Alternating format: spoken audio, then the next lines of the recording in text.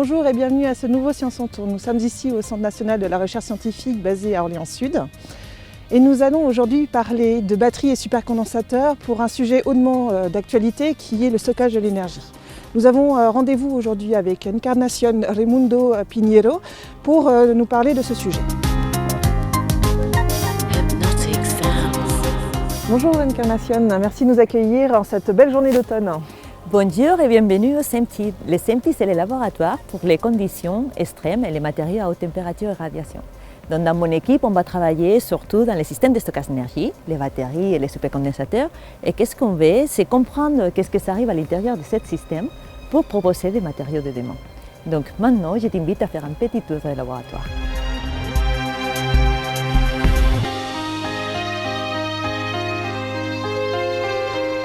Nous allons parler de le stockage de l'énergie car nous savons en production d'énergie, la production d'énergie, elle est continue, mais par contre, la consommation, elle n'est pas.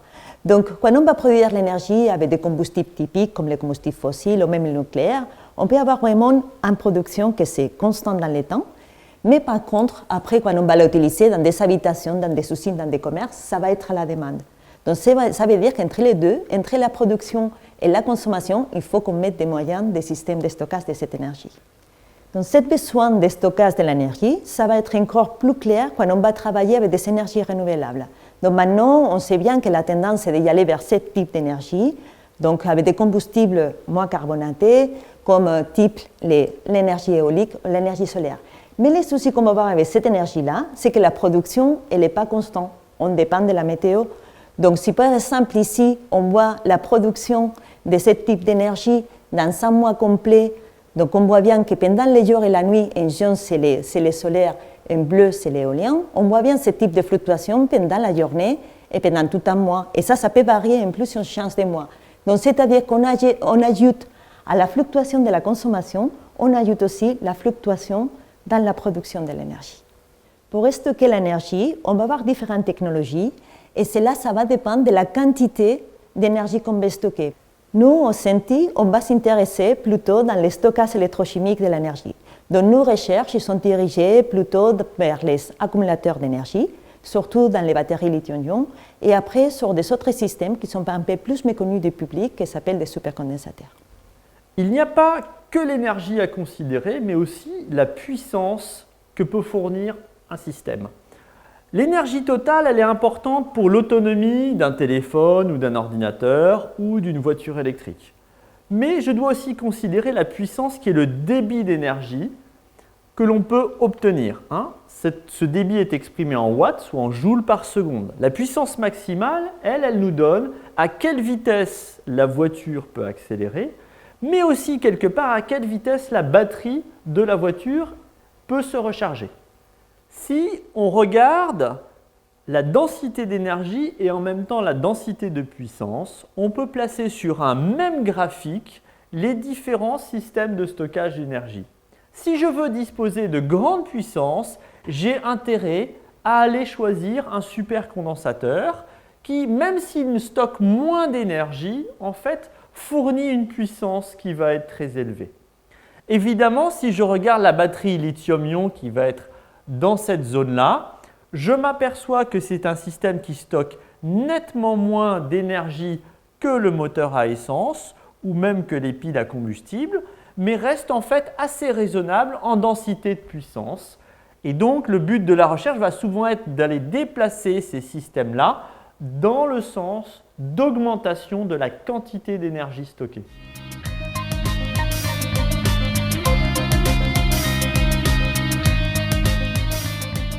Le phénomène derrière le fonctionnement d'une batterie, c'est l'oxydoréduction. Si je regarde une batterie, à l'électrode positive, en fait, on va avoir un matériau qui est composé d'oxyde de cobalt et de lithium.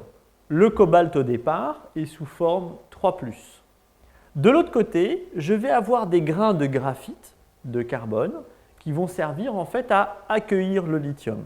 Quand j'impose une tension entre mes deux électrodes, je force les électrons ici en rouge à passer de l'électrode positive à l'électrode négative.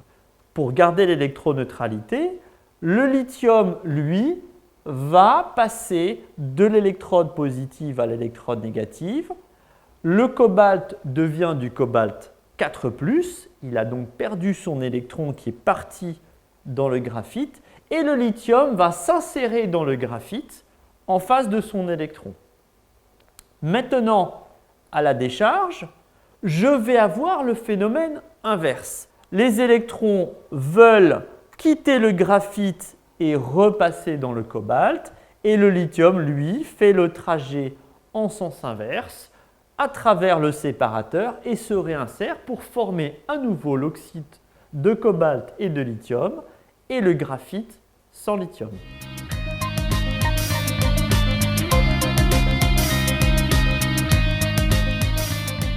Donc, un supercondensateur, c'est aussi un système de stockage de l'énergie. Et si on regarde un tout petit peu les schémas, ça va être très semblable à ce qu'on vient de voir. C'est-à-dire, dans un supercondensateur, on retrouve deux électrodes, on retrouve un séparateur et on retrouve aussi un électrolyte. Mais par contre, comment ça marche, ça va être complètement différent. Pendant la charge des supercondensateurs, on va passer un courant entre les deux électrodes et on va polariser positivement un électrode, l'autre, on va le polariser négativement. Et qu'est-ce que ça va arriver avec l'électrolyte? C'est que les ions qui sont chargés positivement, ils vont venir se poser dans la surface de l'électrode chargée négativement, et les ions chargés négativement, ils vont venir se poser sur la surface de l'électrode chargée positivement. Ensuite, par la décharge, on va récupérer les courants et les électrolytes, les ions de l'électrolyte, ils vont simplement revenir en solution. Dans les batteries, on avait vu qu'on avait une réaction redox, c'est-à-dire qu'on va avoir un charge constant à une tension donnée. Par contre, dans les supercondensateurs, comme c'est simplement un phénomène électrostatique, on a cette attraction des charges. Donc, qu'est-ce que ça va arriver? C'est que le potentiel il va varier d'une façon constante avec la charge. À la fin, qu'est-ce qu'on va avoir? C'est deux condensateurs, un qui se va former dans l'électrode positive par cette séparation des charges, et un autre condensateur ici par la séparation des charges dans l'électrode négative. Mais, donc, alors, si on a un condensateur, pourquoi on appelle ce type de système supercondensateur? Ce n'est pas parce qu'on est trop fier de ce système, c'est simplement parce que si on regarde la capacité qu'elle est en fonction de la distance entre les deux charges et de la surface de l'interface, dans le cas d'un condensateur normal, ça va être la séparation entre deux plaques, donc c'est-à-dire qu'on va être de l'ordre de millimètres. Mais par contre ici, dans un supercondensateur, la séparation des charges, ça va être simplement la distance entre l'ion qui est absorbé dans la surface et notre surface d'électrode. Et cette distance, ça va être plus petite que par exemple, ça va être de l'ordre des nanomètres. Et c'est pour cela que les capacités qu'on va obtenir sont très élevées. Ensuite, pour augmenter encore plus cette capacité, on peut jouer sur cette S-là. Cette S-là, ça va être la surface de l'interface entre l'électrode, le côté solide, et l'électrolyte, le côté liquide. Et comment on fait ça? Donc, nous, ici au CMT, on développe des matériaux qui s'appellent des carbones poreux, donc ils peuvent s'appeler aussi des carbones activés. Et comment on fait ça? Donc, simplement, on va prendre un précurseur déjà carboné, type des déchets de biomasse, ou un charbon, ou un polymère. Et avec un procédé assez simple, qu'est-ce qu'on arrive à avoir? C'est un matériau très enrichi en carbone, qui est constitué par des petites feuilles de graphène. Donc, des graphènes, ça va être des anneaux de 6 carbones liés les uns les autres. Et à la fin, qu'est-ce qu'on a? C'est une structure que c'est comme si on prenait une feuille, on la frissait très fort. Donc, vous voyez, à l'intérieur, qu'est-ce qui nous reste? C'est de la porosité. Et c'est là-bas qu'on va venir à se stocker nos ions. Donc, on peut arriver à avoir des surfaces spécifiques entre 1000 et 3000 mètres carrés par gramme. Qu'est-ce que ça veut dire ça? C'est-à-dire que si je prends 1 gramme de mon matériau carboné, et simplement ce gramme-là, chaque particule par particule, je les tirais et je les mettais à plat par terre, je pourrais remplir un demi-terrain de foot. Donc, si on place les supercondensateurs dans les diagrammes de Ragon-Encore où on représente l'énergie et la densité de puissance, qu'est-ce qu'on voit? C'est que les supercondensateurs, comme on peut les décharger très vite, de l'ordre d'un seconde, on a des puissances très élevées comparées avec une batterie dans lesquelles, comme la vitesse des charges, ça va être de l'ordre de l'heure, les puissances ils sont plus faibles. Par contre, on est plus bas en énergie. Mais on a encore des avantages. On a cet avantage que je viens de dire, donc la durée de la charge et la décharge, que c'est de l'ordre de 1 seconde à quelques secondes. Et aussi, on a un autre avantage, c'est la durée de vie de ce système.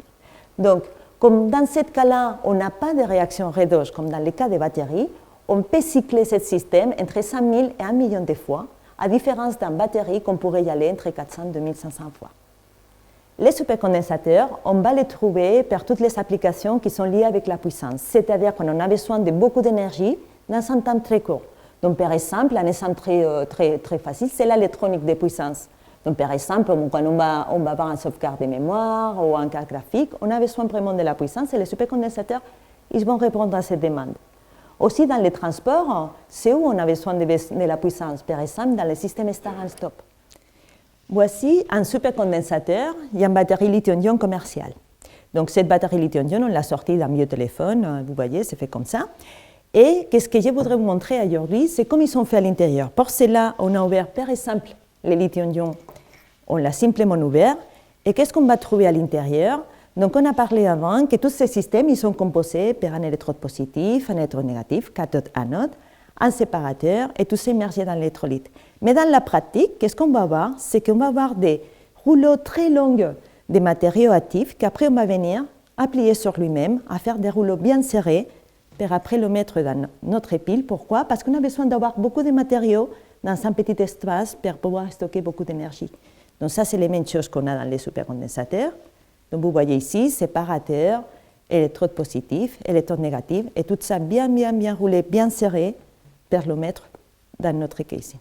Au laboratoire, quand on va tester un nouveau matériau, un nouveau électrolyte, un nouveau système, on ne va pas y aller vers des cellules assez grandes comme ça, parce qu'on a besoin de beaucoup de matériaux actifs. Qu'est-ce qu'on va faire? C'est qu'on va prendre une toute petite quantité de matériaux actifs et on va travailler sur ce type de cellules, donc sont plus petits, soit des piles-boutons, soit des cellules comme ça qu'on appelle des cellules Swagg-Lock, ou après une cellule de ce type-là, que c'est un petit sachet. Maintenant, on va vous montrer toutes les étapes qu'on fait pour monter un système électrochimique. On va commencer par Cyril, qui va vous montrer comment on prépare un électrode de supercondensateur.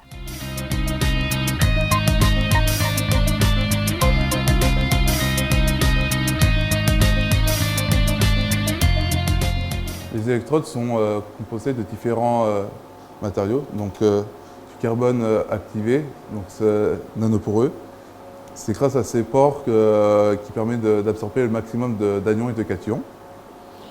Ensuite, vu que le carbone est sous forme de poudre, on va lier le tout grâce à du polymère. Ensuite, on rajoute du noir de carbone pour augmenter la conductivité. Et on mélange le tout dans un solvant.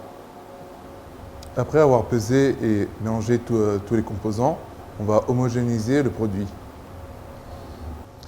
Donc, après avoir homogénéisé notre solution, on va l'étaler sur le collecteur de courant. Donc, le collecteur de courant peut être de différents métaux, donc aluminium, acier inox ou cuivre. À 100 degrés, le solvant va s'évaporer. Donc, on va utiliser le couteau pour étaler la pâte. Donc, sur le couteau, on peut régler l'épaisseur et la hauteur. Et cela nous permet d'avoir un contrôle sur l'épaisseur du film de carbone.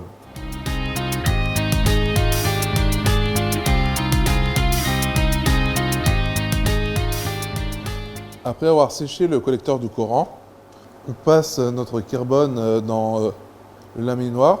Donc, on passe plusieurs fois, tout en diminuant petit à petit l'épaisseur pour densifier un maximum notre carbone. On va découper notre carbone. Je mets les pastilles de carbone dans des fiales. Je mets nos électrodes dans le buchi pour pouvoir les sécher. On le met sous vide. On va augmenter sa température à 120 degrés et on va laisser 12 heures pour que nos échantillons soient bien secs. Maintenant que Cyril vous a montré comment préparer un électrode, on va prendre cet électrode-là et avec les autres composants d'un système, on va monter un pile-bouton. Donc c'est Rachel qui va vous montrer tout cela dans la boîte à gants.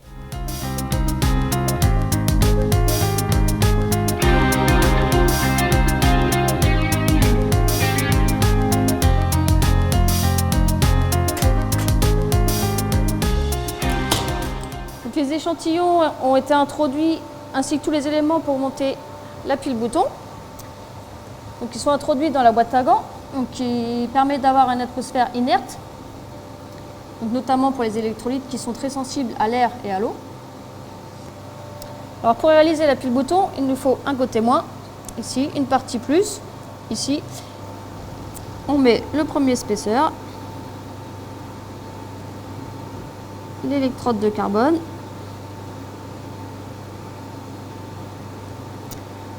la fibre de verre,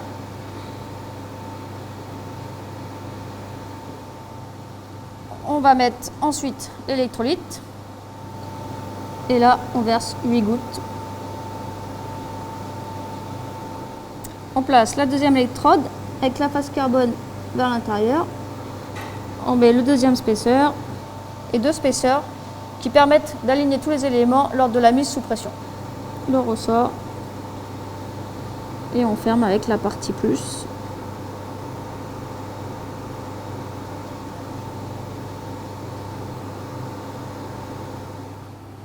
La pile bouton va être sortie. Alors il faut évacuer l'air dans le circuit grâce à la molette. Puis pomper. On observe que l'aiguille du manomètre augmente. On va jusqu'à 100. On attend environ 10 secondes. Puis on remet de l'air.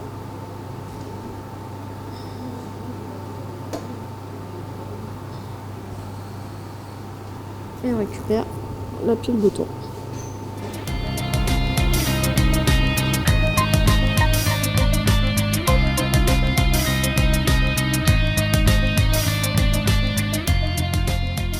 Ici, on utilise un anode à base de graphite avec une structure en couche comme anode, déposé sur le cuivre comme une surface conductrice.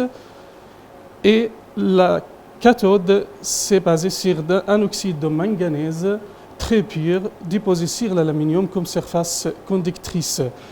En fait, plus la composition chimique très uniforme chimiquement, de meilleures performances et longue durée de vie de la batterie sont obtenues.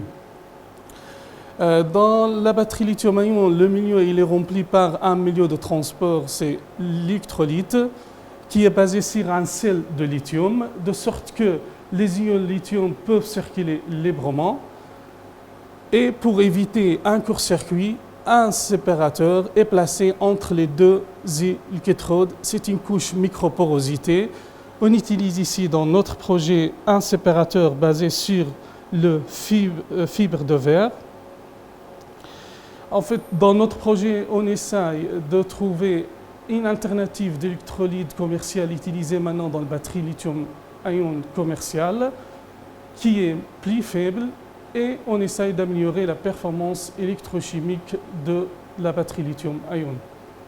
Et maintenant, comme on a tous les éléments de notre batterie lithium-ion, on va faire l'assemblage de notre batterie dans une boîte à gants pour travailler ces argons parce que notre électrolyte il est sensible à l'air. En fait, l'assemblage de batterie, c'est comme l'assemblage de supercondensateurs qu'on a déjà vu avec Rachel. Et voilà, après l'assemblage dans la boîte à gants, on a notre batterie lithium-ion pour tester électrochimiquement ce qu'on va voir tout de suite avec Simon.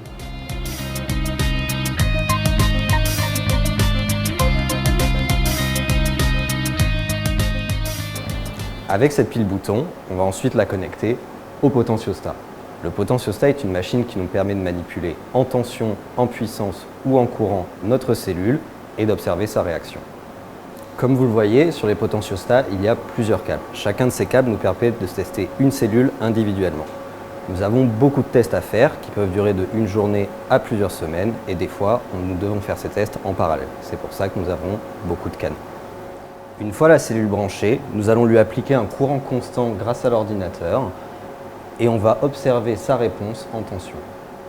Une fois qu'on a chargé et déchargé la cellule à courant constant, on obtient une courbe de tension qui est représentative du matériau étudié et des réactions chimiques qui se passent à l'intérieur de la cellule pendant que celle-ci cycle. Une fois qu'on a obtenu cette courbe de tension et d'intensité, on va être capable d'extraire des valeurs fondamentales de notre cellule. Par exemple, la capacité. La capacité est la quantité d'électrons ou d'ampères que l'on est capable de venir charger ou décharger de notre cellule. Pour cela, on vient regarder le temps que l'on a mis à charger et le courant auquel on a chargé. En les multipliant, on obtient une capacité en ampères-heure. La capacité en ampères-heure est une grandeur que seuls les électrochimistes utilisent.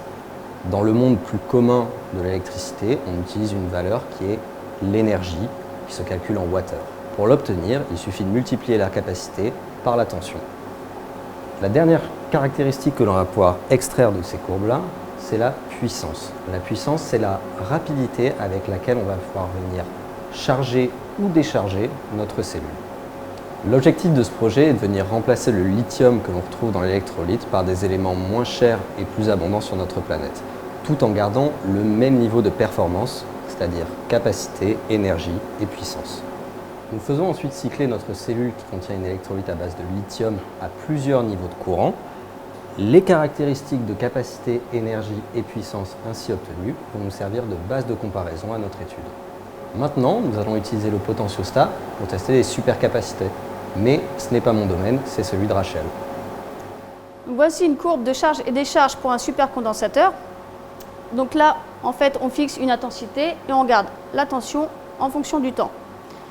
Donc en comparaison avec une batterie, on observe que l'on n'a pas de plateau, donc on n'a pas de réaction d'oxydoréduction et donc c'est un phénomène électrostatique. À partir de cette courbe, on peut déterminer la capacité, l'énergie et la puissance du supercondensateur.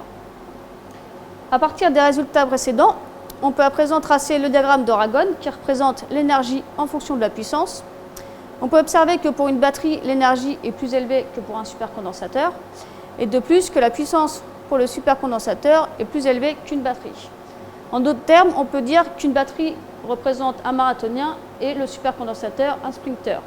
Nous venons de voir comment on teste les systèmes commerciaux. Donc on a pris un batterie lithium-ion, un supercondensateur déjà commercialisé, et on vous a montré les tests.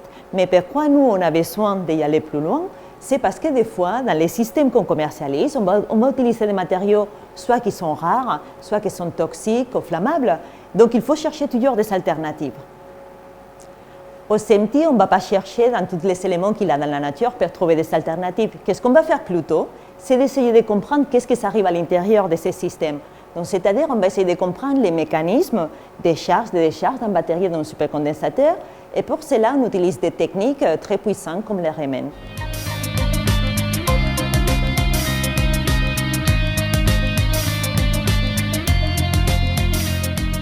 Donc maintenant, on s'intéresse à ce qui se passe à l'intérieur de la batterie ou du supercondensateur au niveau atomique. Et pour ça, on va coupler la charge et la décharge de la batterie ou du supercondensateur avec une mesure de résonance magnétique nucléaire. Pour faire ces mesures-là, on a besoin d'un super aimant. Donc ici, on a un écorché d'un aimant de résonance magnétique nucléaire qu'on a ouvert pour pouvoir vous montrer comment c'est fait à l'intérieur. Donc, pour créer le champ magnétique très intense, on utilise un bobinage ici. C'est le même principe qu'un électroaimant, sauf que pour qu'il fonctionne et qu'il crée ces champs magnétiques si intenses, il a besoin d'être très très froid. Donc on va le mettre dans un bain d'hélium liquide à 4 Kelvin et on va l'isoler de la chaleur extérieure pour pas que ça s'évapore trop vite. Donc autour, on a des isolants, on a des parois dans lesquelles on va faire le vide et on a un bain d'azote liquide, 77 Kelvin, moins 195 degrés Celsius. Pour vraiment faire une bonne isolation. Et donc pour faire la mesure de résonance magnétique nucléaire, RMN, on a besoin d'une sonde de mesure qui va contenir l'échantillon et qu'on va placer à l'endroit où le champ magnétique est le plus intense, donc ici au cœur, en l'introduisant par le centre de l'aimant par en bas. Donc on a ici un corps de sonde qui va être introduit dans l'aimant. Je vais l'ouvrir pour vous montrer l'intérieur. Donc ici, j'enlève le gradient qui sert à isoler l'échantillon, dans notre cas. Et je découvre la sonde de mesure, la bobine qui va servir à faire la mesure de résonance magnétique. Donc quand on fait une expérience de résonance magnétique classique, l'échantillon va venir se placer exactement ici. RMN du liquide, ça sera un tube liquide. Un tube contenant du liquide va se placer ici. Nous, on va faire une mesure sur une cellule électrochimique qui est spécifique à l'expérience qu'on veut faire, qu'on va placer ici, à l'intérieur, au centre de la bobine, et on va apporter le courant pour pouvoir faire la charge et la décharge par une modification de la sonde, donc un câble ici qui va permettre de connecter la batterie pour la charge et la décharge. Donc on a modifié la sonde en enlevant quelque chose qui est au centre et on va passer le câble à travers. J'ai mis un manchon pour protéger l'extrémité du câble et je l'insère dans la sonde jusqu'à la bobine de détection. Voilà, et puis je peux enlever le manchon.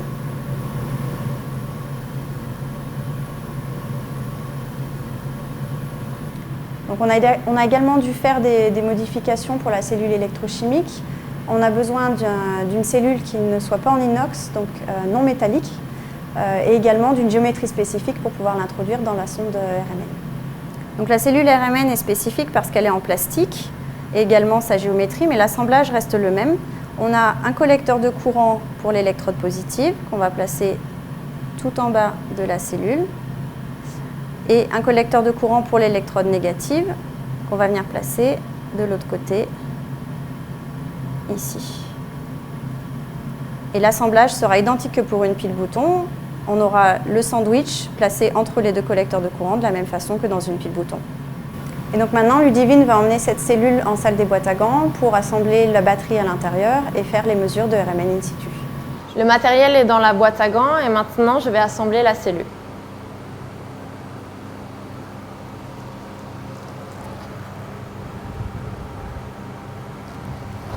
Je mets la première électrode, l'électrode positive.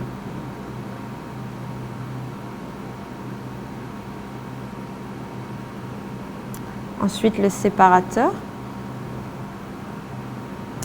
et l'électrode négative.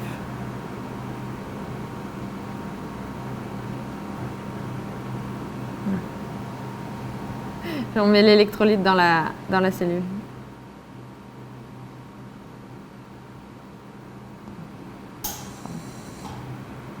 Et je referme la cellule.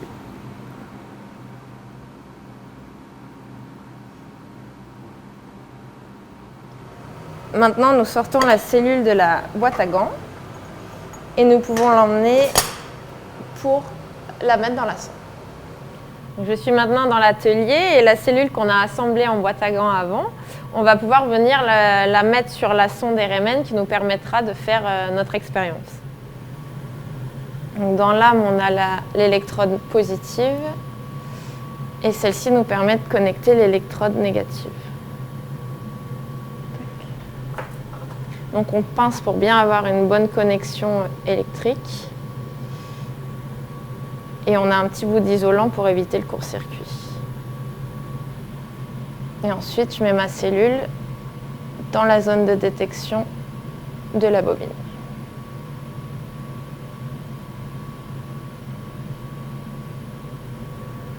Et on vient mettre un gradient par-dessus. Voilà.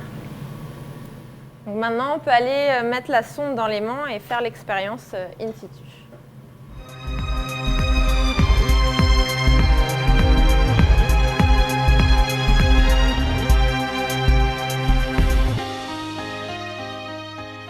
Maintenant que la sonde est dans le spectromètre et donc la cellule installée, on peut connecter la cellule à un boîtier qu'on a développé ici.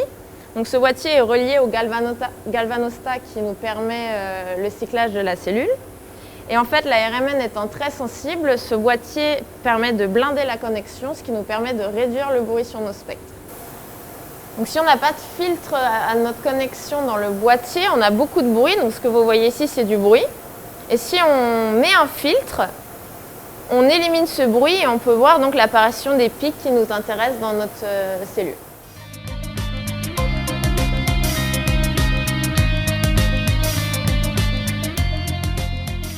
Alors la résonance magnétique nucléaire, qu'est-ce que c'est?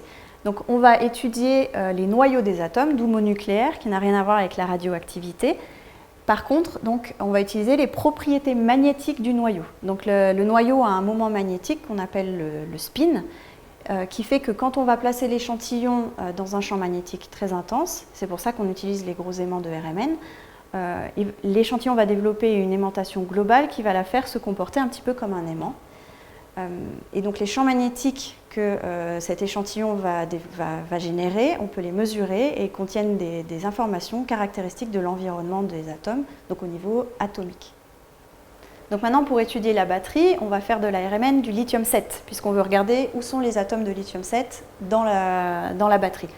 Donc le résultat de la mesure de RMN, c'est un spectre que vous avez ici, et on a donc des pics qui composent le spectre, et donc un premier environnement qui va correspondre au lithium qui est dans l'électrolyte et dans la couche passivante, ici. Deux autres types d'environnements qui vont correspondre au lithium quand il est inséré dans le graphite. Et donc à partir de là, on va pouvoir suivre ce qui se passe dans la batterie quand on la charge et quand on la décharge, puisque vous l'avez vu avant, les atomes de lithium vont changer d'environnement. Et donc on va pouvoir suivre, grâce au spectre RMN, ce qui se passe dans la batterie quand on la charge et quand on la décharge. On peut également s'intéresser à un phénomène dégradant dans la batterie qui va être le dépôt de lithium métallique. Donc c'est une réaction parasite où en charge, le lithium, au lieu de s'insérer dans le graphite par réaction d'oxydoréduction, va se déposer sous forme lithium métallique en surface de l'électrode. Donc ça va être un problème parce que ça veut dire qu'une partie du lithium n'est pas utilisée pour être stockée de façon normale dans l'électrode négative. Et on peut avoir des pertes de capacité et une dégradation sur le long terme des batteries qui fonctionnent moins bien que ce qu'elles auraient pu. Donc on s'intéresse à caractériser exactement ce dépôt de lithium métallique le plus tôt possible et même quand on a de petites quantités. Et la RMN pour ça est très très bien adaptée puisque vous pouvez voir qu'au niveau du spectre, le lithium métallique va sortir aux alentours de 270 ppm. Donc on va pouvoir le séparer très très bien du lithium qui est inséré dans le graphite qui est dans cette zone. Alors ce dépôt de lithium métallique n'apparaît pas à chaque fois. En général, il apparaît dans des conditions relativement extrêmes de charge très rapide, très basse température, électrode défectueuse. Donc on va pouvoir caractériser ça par RMN. Donc nous, dans notre cas, on va se mettre dans les conditions qui génèrent ce lithium métallique et on va essayer de suivre sa formation au fur et à mesure de la charge. Donc là, vous avez ici le spectre qu'on obtient sur la batterie que Ludivine a mis dans l'aimant. Et vous voyez ici qu'à pleine charge, dans les conditions qu'on utilise, on a formation de lithium métallique à la fin de la charge. Et ensuite, en décharge, on va observer, donc ici en décharge, quand la tension de la batterie décroît, on voit ce lithium métallique qui, dans ce cas, redisparaît. Donc ici, c'est un phénomène qui ne va pas être trop dégradant pour la batterie. Dans d'autres cas, il va rester, et là, c'est là qu'on va avoir vraiment des pertes de capacité au niveau de la batterie et un vieillissement accéléré. Donc ce qu'on vient de vous présenter, c'est seulement un exemple de caractérisation par RMN in situ du dépôt de lithium métallique sur le graphite, mais on peut également caractériser énormément d'autres mécanismes dans les batteries ou les supercondensateurs par RMN in situ.